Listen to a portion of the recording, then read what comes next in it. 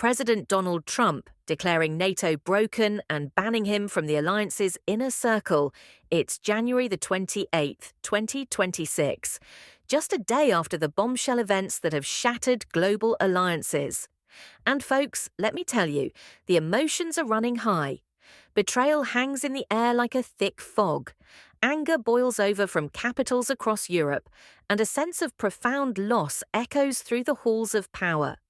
This isn't just politics, it's personal.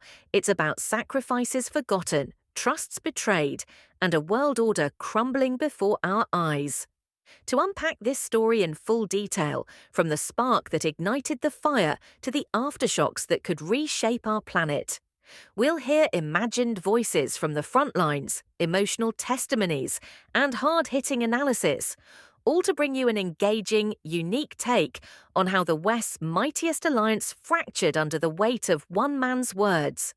Let's start at the beginning.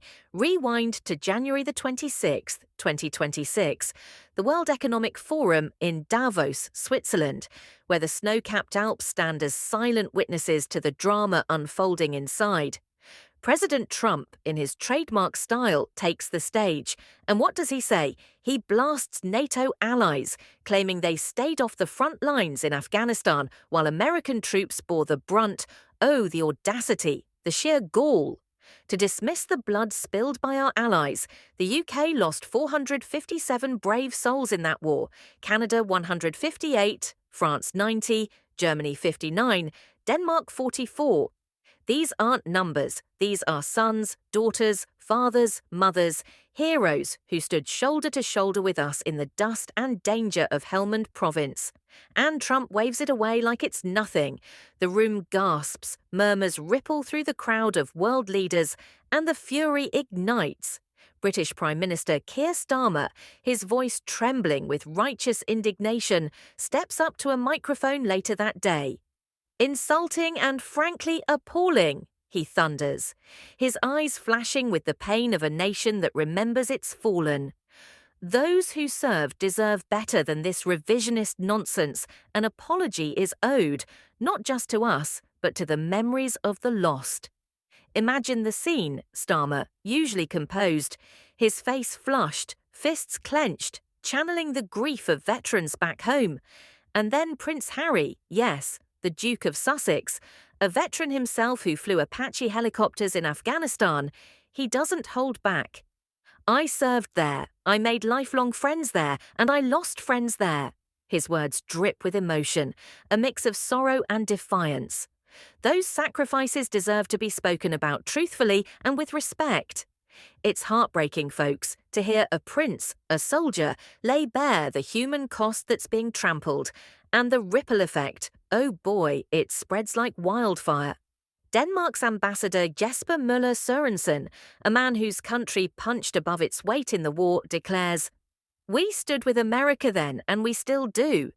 But you can hear the crack in his voice, the underlying question, do you stand with us now? Germany's defense minister Boris Pistorius, stern and unyielding, calls it just not right and disrespectful, his tone laced with the quiet rage of a people who remember their own losses. To claim something else today is simply not true. And Italy's Prime Minister Giorgia Meloni, her government astonished and deeming it unacceptable, the emotions are palpable, a chorus of betrayal rising from Europe.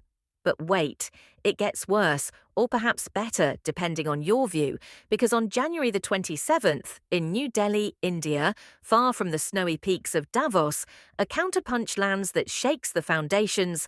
European Commission President Ursula von der Leyen and Indian Prime Minister Narendra Modi announced the mother of all deals, a free trade agreement between the EU and India, covering 2 billion people, 25% of global GDP, eliminating 96.6% of tariffs on EU goods to India, and 99.5% the other way over 7 years. India's car tariffs drop from 110% to 10%, wine from 150% to 20 to 30%, creating 6 to 7 million jobs in India's textiles. It's monumental, a beacon of hope amid the chaos. But listen to von der Leyen's words, delivered with a steely resolve and a hint of triumph. We have sent a signal to the world that rules-based cooperation still delivers great outcomes. That signal is directed at one audience, one person, Donald Trump. We do not need you to prosper. Oof, the burn, the emotional undercurrent of independence, of saying enough is enough. We're done being beholden to Washington's whims.